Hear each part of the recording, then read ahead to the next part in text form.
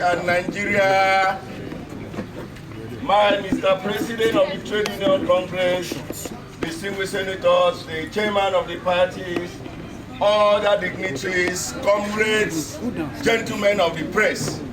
Today was not designed for a long speech, but to tell our presidential candidate we received you. You can see where we are coming from, where we are dwelling. This is just an annex. Our office is in Lagos with our staff. Maybe when we get there, when we get to Lagos, you now see that yes, Trade Union Congress, we are championing the cause of the workers.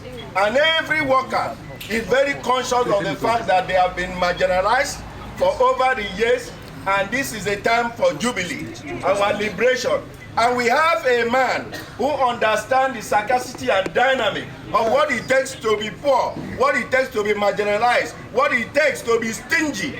Because it takes a stingy man to know that stinginess is also good for a man that deserves to be stingy. Because without stingy, there's no development. If you don't economize your situation, how can you collect 30,000 minimum wage? As we are talking, some states don't even pay. And you cannot even get to bus stop with 30 million, and you have a responsibility and obligation in the family. Is that not sorrowful for Nigerian worker? Now Nigerian worker decided that our party must be strong. We don't just need to shop for a politician. We shop for a politician with credentials, a politician that knows his work, a politician that is deadline-lettered, a politician that has been tested and trusted. That is the reason we gathered suspending here. We are not saying other parties are not there. Yes, they are there. But we have only one party in Nigeria. And the rest is Labour Party and others. That is the confidence we have. And because we know, you can see the dynamism of the chairman of the Labour Party, a young, dynamic, vibrant. You look at the stature, and that informs me. I'm so confident that in this struggle, we will overcome.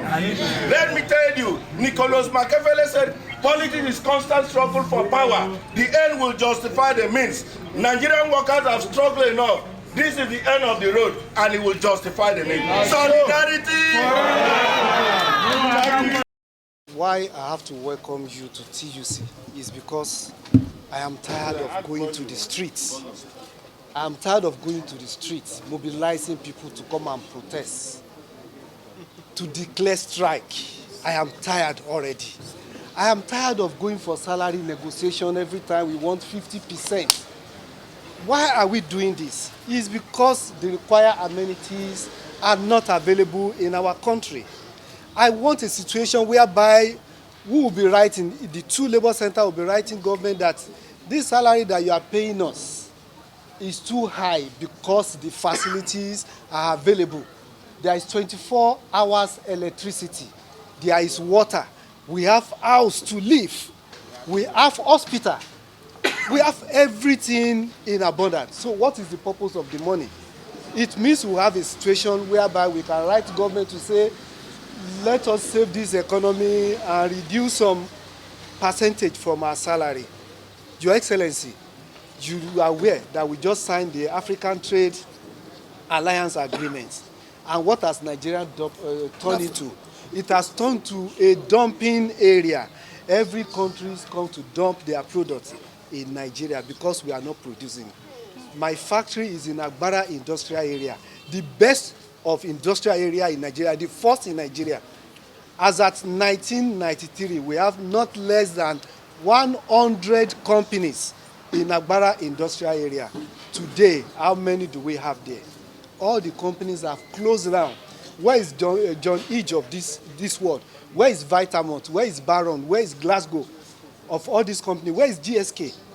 Even where is Unilever is transforming on daily basis. So, Your Excellency, that is why I have to welcome you, a dynamic and a new face of politics, somebody that is flexible, somebody that is available. This is the first time any labor center can be proud of a presidential candidate in this country to visit them. And this is enough as a selling point.